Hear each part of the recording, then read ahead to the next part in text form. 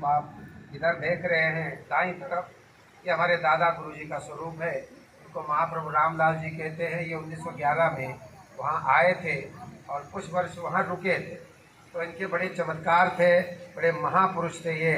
योग की सारी सिद्धियाँ इनके अंदर थी। अंत में ये आकाश से उड़ करके भी चले गए, लेकिन वो क्रियाएं कराते थे उस समय, और बहुत क्रियाएं कराने से लोगों को बड़ा स्वास्थ्य लाभ होता था। और आध्यात्म में शक्तिपात के द्वारा आदमी की कुंडलिनी जागृत करके अंतर जागृति करते थे। बड़े बड़े चमत्कारिक शक्तियाँ व्यक्ति के अंदर आ जाती।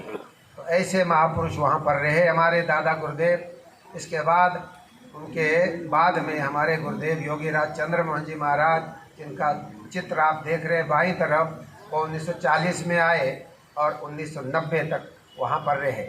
उन्होंने योग का प्रचार किया सारे भारत में, जगह जगह जा कर के निःशुल्क चिकित्सा कराई और अध्यात्म योग का प्रचार किया, जो मनुष्य के कल्याण का एक अच्छा साधन है।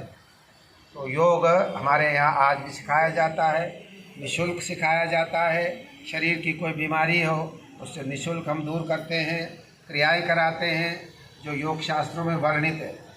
और फिर धीरे धीरे मेडिटेशन का भी अभ्यास होता है, जिससे आदमी अपने को आत्मिक डेवलपमेंट करता है, आत्म विकास करता है और अपनी शक्तियों को जागृत करता है। मनुष्य के मन के अंदर सारी शक्तियां हैं, भगवान ने सारी शक्तियां भर दी है मनुष्य के अंदर, लेकिन मनुष्य उस शक्तियों को पहचानता नहीं। तो योग बताता है तुम अपनी शक्तियों को जागृत करो। तो योग सिखाएगा शक्तियों का जागरण करना। इस प्रकार से हमारे दादा गुरुदेव का ये जो आश्रम है, आज भी बहुत बड़ा आश्रम है। वो लोग आते हैं, निःशुल्क रहते हैं, को योग की शिक्षा दी जाती है। जो बीमार हैं उनको हम वहाँ रख करके उनकी चिकित्सा करते हैं, और अध्यात्म शांति जिनको चाहिए वो वहाँ बैठ करके योग अभ्यास करते हैं। यानी सब प्रकार से एक स्वतंत्र हमारा आश्रम है। वहाँ ज़्यादा कमर्शियल काम जी नहीं, वो बताऊंगा मैं। योग विद्या जो है वास्तव में, हाँ आपका हो गया,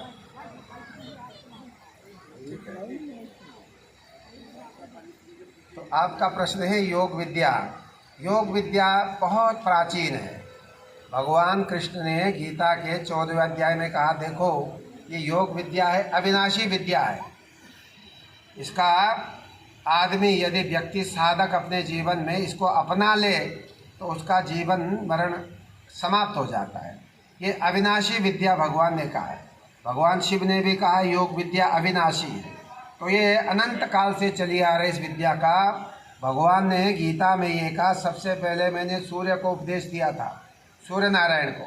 इसके बाद सूर्य ने इक्ष्वाकु को, मनु को, आदि परंपरा राजऋषियों के द्वारा ये परंपरा चली आ रही है। बाद में ये परंपरा टूट गई।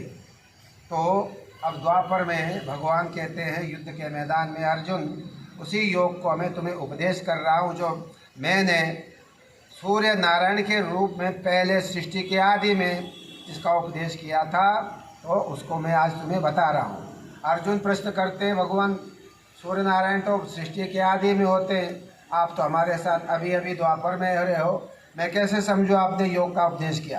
तो भगवान कहते हैं, नहीं अर्जुन, तुम नहीं जानते हो, मेरे और तुम्हारे तो बहुत जन्म हो चुके हैं, मुझे सब याद है, तुम नहीं जानते हो। तुम तो जो सामने है उसी को सत्य मान रहे हो, उसी को जानते हो, लेकिन मैं अपने सारे जन्मों को जानता हूँ।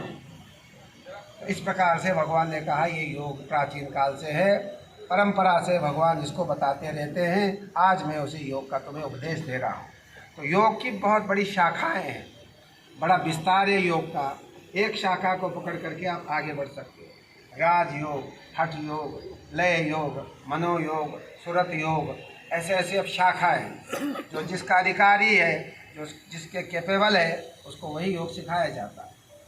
तो ये है, या कोई सा अंग पकड़ लिया उससे फिर हम लोग मुख्य रूप से पातंजल योग, पातंजल का मतलब आजकल जो आप समझते वो नहीं है, कैवल्य सिद्धि जिससे होती है, जिससे आत्म साक्षात्कार होता है, वह है पतंजलि जी का लक्ष्य। समाधि, निर्बीज समाधि, निर्विकल्प समाधि, ये पतंजलि जी ने बताया।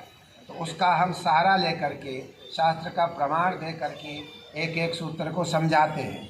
गीता का भी सहारा लेते हैं, उपनिषदों का सहारा लेते हैं, वेद का सहारा लेते हैं, भगवान शिव के ग्रंथों का सहारा लेते हैं, गोरखनाथ के ग्रंथों का सहारा लेते हैं। अपनी बात की पुष्टि के लिए हम सारे शास्त्रों का प्रमाण आपके सामने रखते हैं और अपने बात को सिद्ध करते हैं कि योग ही हमारे कल्याण का मुख्य साधन है। शारीरिक बीमारियां दूर होगी, मन को शांति मिलेगी, राग द्वेष हिंसा आदि दूर होंगे, अंततो गत्वा हम अपने स्वरूप को प्राप्त हो जाएंगे जो हमारा स्वरूप है। पतंजलि जी ने कहा चित्तवृत्ति का निरोध करेंगे तदा द्रष्टु स्वरूपे अवस्थानम, तब ये जीव अपने स्वरूप में स्थित हो जाता है, अपनी असली ठिकाने पे पहुंच जाता है। जब तक ये वृत्तियां हैं, चित्त की वृत्तियां हैं बुद्धि में, ये जीव को घुमाती रहती है। तो योग कहता है वृत्तियों का निरोध करो। योगश्चित्त वृत्ति निरोधा, पतंजलि जी ने कहा नाना प्रकार के विचार उठते रहते हैं, इनको एक तरफ करो, एकाग्र करो।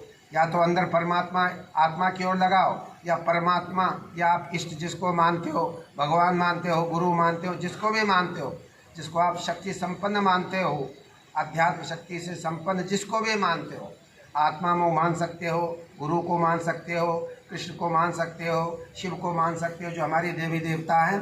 किसी का भी आश्रय लें, किसी में अपने मन को कंसंट्रेट करेंगे, उसकी शक्ति हमें मिलेगी और हम भी उसी के परिणाम स्वरूप हम भी मुक्ति को, अपने दुखों से हम दूर हो जाएंगे, दुखों से हमारा निवारण हो जाएगा। तो इस प्रकार से योग जो है बहुमुखी विद्या है, बहुत सारे इसके, और ये सबके लिए सार्वभौम विद्या है, सबके लिए। तो इसमें कोई जाति बंधन ऐसा कुछ भी नहीं है। सभी योगी होते हैं जो उस मार्ग पर चलते हैं। जो अपने मन को एकाग्र कर लेगा वो योगी हो जाएगा। फिर योगी को कोई जाति नहीं होती, वो योगी योगी। ठीक है, धन्यवाद।